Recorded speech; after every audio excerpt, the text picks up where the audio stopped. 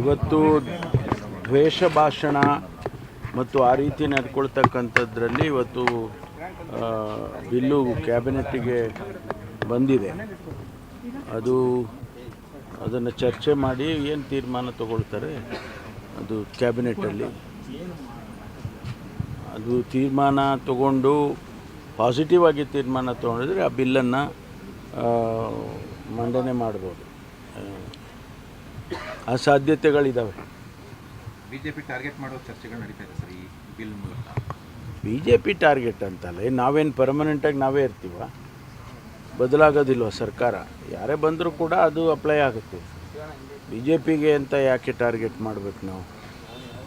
ಯಾರೇ ಆಗಲಿ ಅಲ್ಲೇನು ಬಿಜೆಪಿ ಅಂತೇಳಿ ಯಾವುದೇ ಶಬ್ದ ಬರೋದಿಲ್ಲ. ಅದರಲ್ಲಿ ಪಕ್ಷ ಯಾವುದು ಕಾಂಗ್ರೆಸ್ಸು ಬಿಜೆಪಿ ಜನತಾದಳ ಅಂತ ಬರೋದಿಲ್ಲ.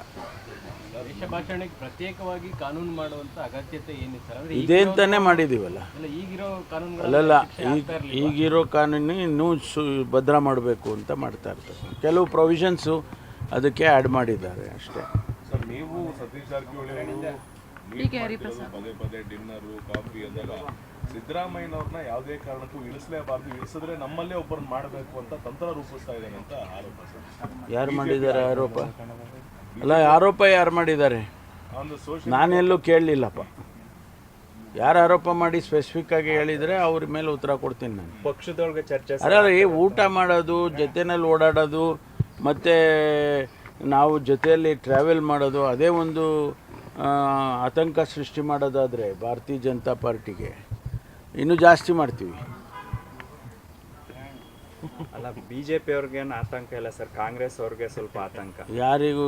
ನಾನು ಅದಕ್ಕೆ ಕೇಳಿದ್ದು ಅವರಿಗೆ. ನಾನು ಅವ್ರಿಗೆ ಯಾಕೆ ಕೇಳಿದೆ ಅಂದರೆ, ಯಾರು ಸ್ಪೆಸಿಫಿಕ್ ಆಗಿ ಹೇಳಿದ್ರೆ ಅವ್ರಿಗೆ ಉತ್ತರ ಕೊಡೋಣ. ಸಿಎಂ ಮತ್ತೆ ಪ್ರತ್ಯೇಕವಾಗಿ ಕ್ಯಾಬಿನೆಟ್ ಆದಮೇಲೆ ಒಂದು ಮೀಟಿಂಗ್ ಕರೆದಿದ್ದಾರೆ ಸರ್. ಅಧಿವೇಶನ ಸಿದ್ಧತೆ ಬಗ್ಗೆ ಸಚಿವರು ಸಭೆ ಕರೆದಿದ್ದಾರೆ ಸರ್. ಸಿಎಂ ಕರೆದಿದ್ದಾರ? 4 ಗಂಟೆಗೆ ಕರೆದಿದ್ದಾರೆ. ನನ್ನನ್ನೇನು ಕರೆದಿಲ್ಲ. ಎಲ್ಲ ಸಚಿವರು ಅಲ್ಲ, ನಮ್ಮನ್ನೇನು ನನಗಿನ್ನೂ ಮಾಹಿತಿಗಳು ಬಂದಿಲ್ಲ. ಏನಾದ್ರು ಕ್ಯಾಬಿನೆಟ್ಟಲ್ಲಿ ಏನಾರು ಹೇಳ್ಬೋದು. ಹೊಸ ಸಂಪ್ರದಾಯ ಅನಿಸ್ತಾ ಇದೆ. ಬೆಳಗ್ಗೆ ಸೆಷನ್ ಮುಂಚೆ ಸಚಿವರುಗಳು ಪ್ರತ್ಯೇಕವಾಗಿ ಕರೀತಾ ಇರೋದು, ಅದು ಅವರ CLPಗಳು ನಡೀತಾ ಇತ್ತು. ಅವರ ವಿವೇಚನೆಗೆ ಬಿಟ್ಟಿದ್ದು. ಮುಖ್ಯಮಂತ್ರಿಗಳಿಗೆ ಹಿಂಗೆ ನೀವು ಮಾಡಬೇಕು ಅಂತ ಯಾರಾದರೂ ಹೇಳೋಕ್ಕಾಗುತ್ತಾ? ಅವರು ಸಭೆ ಕರೆಯೋದಾಗಲಿ ಅಥವಾ ಅವರು ಚರ್ಚೆ ಮಾಡೋದಾಗಲಿ ಅದನ್ನೆಲ್ಲ ನಿಯಂತ್ರಣ ಮಾಡೋದಕ್ಕಾಗೋದಿಲ್ಲ. ವೇಣುಗೋಪಾಲ್ ಅವ್ರ ಜೊತೆ ಭೇಟಿ ಮಾಡಿದ್ರೆ ಸರ್? ಭೇಟಿ ಮಾಡೋದು, ಪಕ್ಕದಲ್ಲೇ ಕೂತಿದ್ದೆ 2 ಗಂಟೆ. ಚರ್ಚೆ ಮಾಡಿದ್ರೆ ಸರ್?